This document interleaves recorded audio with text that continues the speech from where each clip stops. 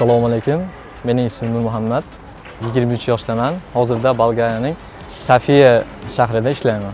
Biz Bolgariyaning tanlashimizning sababi Bolgariyaning tili rus tiliga o'xshaydi. Biz mijozlar bilan gaplashishimiz uchun, ya'ni muloqot qilish uchun Bolgariyada ham O'zbekistonda ham deyarli bir xil tirbandliklar.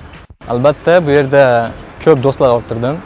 Shu boshqa davlatdan ham, shu Bolgariyaning o'zini odamlari bilan ham do'stona odamlar bor.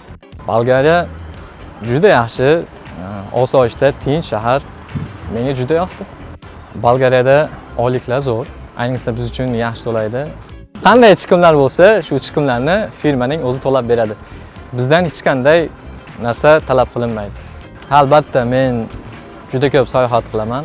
Bolgariyaga kelganimdan keyin ham juda ko'p shaharlarda bo'ldim. Misol uchun Italiyada, Parijda, Praga, Chexiyalarda shu joylarda bo'ldim. Buning uchun Happy Dostavkaga albatta minnatdorchiligimni bildiraman. Albatta Bolgariyaga kelishni tavsiya qilaman, lekin bu yoqqa kelishdan oldin albatta rus tili va ingliz tilini bilish kerak. Chunki manzillarni topishda biroz qiyin bo'ladi. Albatta hammamiz bilamizki, noto'g'ri manzil bo'ladi. Shunda mijozlar bilan gaplasha olishingiz kerak.